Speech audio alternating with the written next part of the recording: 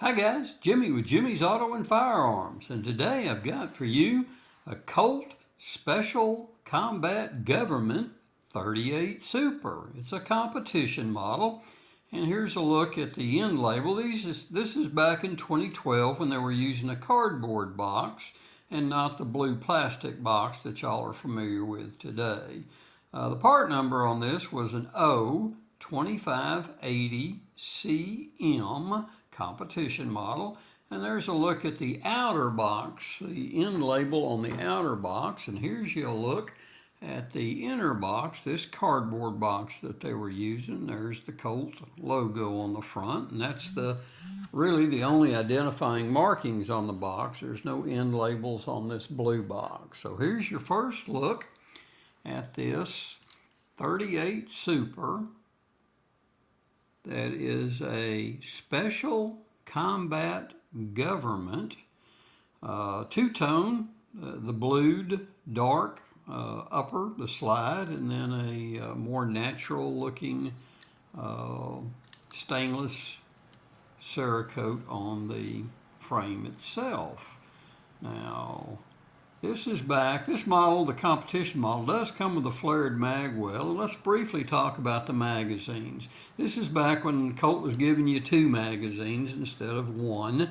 And anything that comes from the factory with a flared mag well should have these magazines that have a rubber bump pad. That's what makes them stick down. Now let's show you that this firearm is completely unloaded, nothing in the chamber, and that it is a completely safe firearm.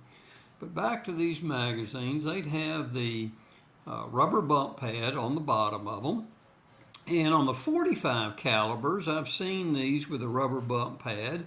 And on the side, they would have a Colt logo on the side of them. The 38 Super, as you'll notice, there is no marking on this magazine anywhere. Now, some of the new guns that Colt gives you, where they only send you 1 magazine, I've actually had them ship some that even if you remove the rubber bump pad, there's no markings underneath at all. But what I wanted to show you on these were being supplied by Metgar, and if you'll notice, the bottom of them is a normal Colt 38 Super, and all they've done is drill 2 holes in the bottom of it to attach the little bump pad. So these are stock factory for anything that back in this era that would have had the flared magwell on it. So in case you see some of these with holes in the bottom of them, that's original on 99% of them, shall we say. But that is the way it did come from the factory. So back to a look at the gun. Comes with a fixed front sight and an adjustable rear sight. Has a skeleton type hammer and a skeleton type trigger. The checkered wood grips are a little different colored than on most. Other than that, it's the conventional 1911 type features, a left-sided thumb safety and a beaver tail grip safety. So just a spectacular looking firearm. Trying to hold it still long enough to focus. There's your look. Again, it's a 2012 government model called a Special Combat Government in 38 Super.